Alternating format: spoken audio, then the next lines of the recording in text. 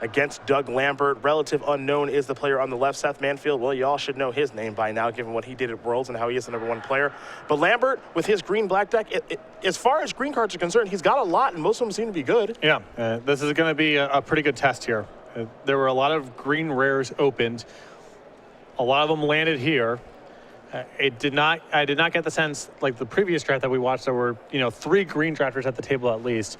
I didn't get the sense that was going on here. Mm-hmm.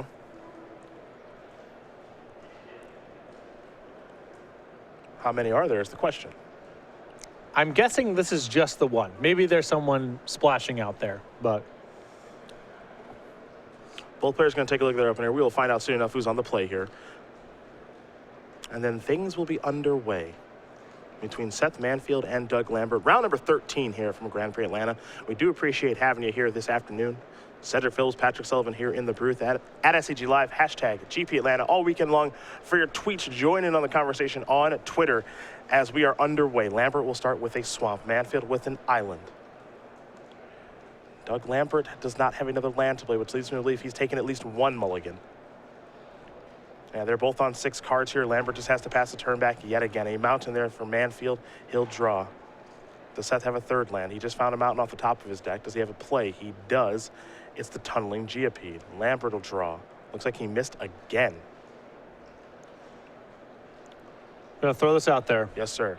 Not the green card's fault. I won't blame this on the green cards. No. Not blame this on the green cards. The discard was a gold draws overs here. Tunneling Geopede's going to trigger as an island hits the battlefield. Now come across for a couple points of damage as well. Does Seth have a follow-up? He can make short work of this game. And we've seen today in these limited games, they have not taken very long. No. It's a Vile Aggregate. Does Lambert have another land? Not the most explosive way to follow up on an opponent who just has 1 land in play and this is discarding a hand size, but he'll take whatever. It's a follow-up. Yeah, it's fine. It's all fine. You're not impressed by a 1/5, huh? Could be a 2/5 this turn, 3/5 even. Yep. Another discard there for Lambert. Seth will play a land. There will be a trigger there from Tunneling Geopede. That incubator drone going, maybe? Oh, boy. Nope. Guess not. Here come the beatdowns. There is an ingest trigger to be had there. Curious if Seth did forget it. It looks like he may have. Yeah. Shadow Skull Recruit. There's a Fertile Thicket. I don't know if you've been stalled on lands before. Draw a Fertile Thicket against the ingest creature. Not a great feeling. Not the best feeling. That's for sure. Just got to put them all on the bottom. Just let them all go. That'll be face down past the turn. Well, Seth did miss the ingest trigger last time. Yeah, I guess you're playing to your outs or whatever. Yeah. So, in the off chance that Seth does miss the ingest trigger again here from Vile Aggregate, I suppose you can take advantage of that. Here come the attacks.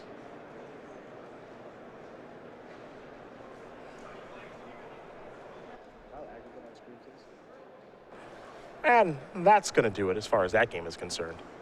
As Seth didn't need to do anything else. Doug just missing land drops there. It's pretty straightforward stuff. Unfortunately for Doug, finds a bad time to mulligan into just a 1-land hand that he couldn't draw out of. Yeah, not a whole lot to be said about that one. No, not much of a recap to be had on that game. So Seth Manfield very quickly up a game. So now we take a look at both players kind of going back to the drawing board. And I always like to take a look at the players when this does happen. As Doug is just shuffling, not going to the drawing board. Seth, however, is going to the drawing board. And even though he didn't even see anything, he does know he's against a green-black deck. So maybe there's something in the sideboard hanging out that he may want. Take a little look, a little gander at the deck list here, see if anything jumps out as a potential sideboard card. Didn't see anything for Dispel. Didn't see anything for Tightening Coils because he didn't see anything. He's got Pathway arrows in his sideboard. Didn't see anything really for that. Just probably shuffle up and go. Yeah, that's exactly what he's doing. He took a brief look at the sideboard, but he's already shuffling up and going as the #1 player in the world, Seth Manfield. Doug Lambert thinking, you know what, how about I just draw some lands? Yeah. That'd be fine. I would enjoy doing that. Now, I did take a little look at Vile Aggregate. Just want to confirm, yeah, it does have ingest. Seth just missed the trigger a couple times. Seth might have just lost track of the card's 4th power. Yeah. It does have a few does have a few lines of text. Yeah, there. there's a lot going on here. Yeah. Devoid, trample, ingest, power equal to the number of creatures you control. A little bit going on there. We'll see if that card shows up here in the next game. And we'll see if players can keep 7 cards. You see Seth, focus as ever. He's taken his game to another level over the past year. Been rewarded too. Yeah. Well compensated for his efforts. Pro Tour top 8 on the resume, World Championship on the resume. It's a name and face that the Magic community is going to become very familiar with because he is very skilled at the game. Not surprised to see him be 10-2 and on his way potentially to 11-2 here. I'm going to guess something too right now. Oh boy, here we go. He did not forget the trigger. He just did not know the card did that. Yeah, I'm fully aware. Yeah. Yeah. So it's a lot to read. There's a lot going on with that.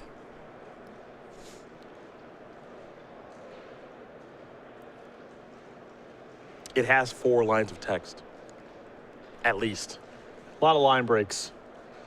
A forest here for Lambert, an island for Manfield as we're underway here in game number 2.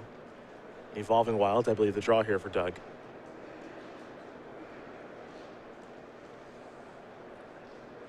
And it'll be Evolving Wilds before passing the turn back over to Manfield. A mountain for Seth and an activation of the Evolving Wilds here for Lambert. A plains is the land that he'll find.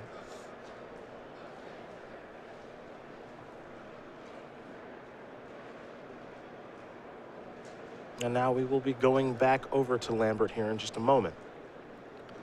Well, it looks like he's got some lands in hand. His colored mana situation is sorted out here.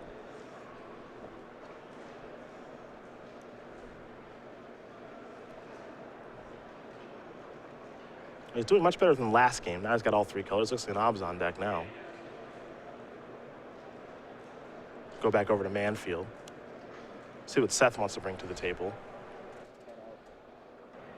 An island. There's telling GPATL yet again. Natural Connection is going to allow Doug to search up a land here on the end step. We've got a basic forest. It's weird to say that's like one of my favorite cards from the set, but an instant speed, like Rampant Growth, I think is kind of cool for some reason.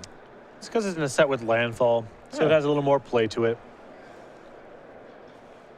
Surprise lands. There's not a whole lot of sets where you can justify making this kind of card because it instant doesn't add a whole lot to it for the most part.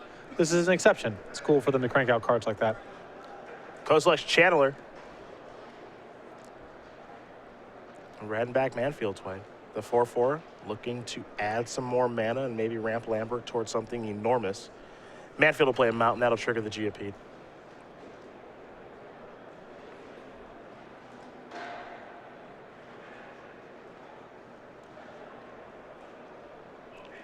Looks like the leftovers in Lambert's hand here. Lands in a Demon's Grasp. Miss Intruder the play there from Manfield. Lambert's deck does not have a whole lot of payouts for having this much mana in play. The Kozilek's Channeler are much closer just to Darkwood Boars than it is for facilitating any sort of strategy. Well, he's coming into the red zone right now with the 4/4. Is there a healthy follow-up? I'd say there is. I believe that's a Territorial Baloth. Yeah. Green. That's the noise it makes. This is just a green thing. Yeah. I think he may have overtapped for that, though. Yeah? Yeah, it looks that way. Costs 5. Yeah, that's a touch awkward. Here comes the attack. Looming Spires did occur. So no good blocks we have. +1/+1 and first strike over there to the tunneling GPATL. There's the ingest from the Mist Intruder. Maybe both players a little bit of nerves here with so much on the line.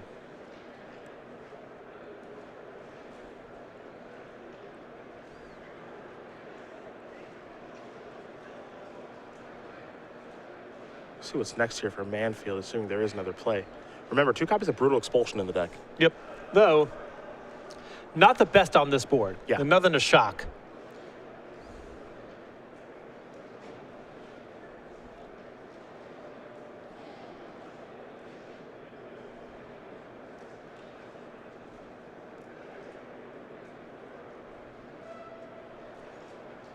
Seth has tapped all 4 mana. Just curious to see how he's going to use it now. Aha, okay, so it's going to be Merc Strider. Big play here. Yep. Gonna bounce back Kozilek's Channeler. Over to Lambert we go. If Manfield can work the game, the board state a little bit towards parity, then the Brutal Expulsions become very good. When he's on the back foot and facing a lot of damage, they lose a lot of its power. There's the Oran Reef Hydra. There's a land. And that's a good land to have. And now here's a good attack. Now this is the power of green. Huge creatures, some of which have trample. Remember, Lambert has 2 copies of Oran Reef Hydra, so that's a nice turn for him. And, you know, we've been a little tongue-in-cheek making fun of green. That card, once it's in play, is pretty great. That's enormous. It's a 7/7 right now. Potential to get much larger. There's an island for Manfield. Tunneling GPATL trigger. And the question is, has Manfield found something sweet to do with his deck? I think this might be a clutch. Yep. And that card's an absolute beating. Sigh. Yeah. Bounce your Oran Reef Hydra. Awaken my island. Make it a 3/3. Come to the red zone for a non-zero amount. He's got to figure out how much he wants to attack with here, because he's got to be careful, kind of balance his life total a little bit. But a heck of a turn there. Clutch and Rush of Ice are just really rough on the green creatures that can be targeted. Oh, yeah. It's an absolute beating. It takes so long, you know?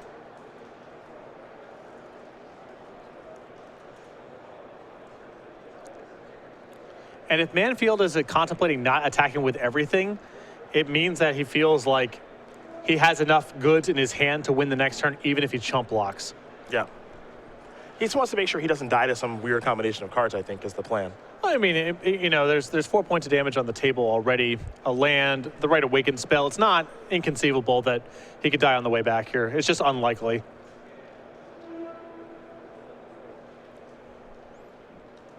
Well, Lambert's down to 2. The door is open if he's got something unique, some roundabout way of killing Manfield. It is Plated Crusher. That's, yet, that's just yet another green creature. a big, dumb, green idiot. That's what the Plated Crusher is. Just like so many other green cards in this set.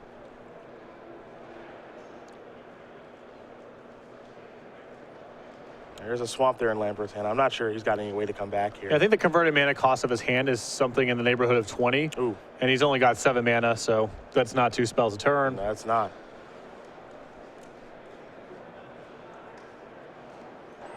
Looks like Doug Lambert may have just gotten tempoed out of this game. And we have seen this happen before to green decks in this format. Well, he can't do anything about the flyer, and so he needs 3 blockers against 3 creatures on the ground, because all 3 creatures on the ground are lethal.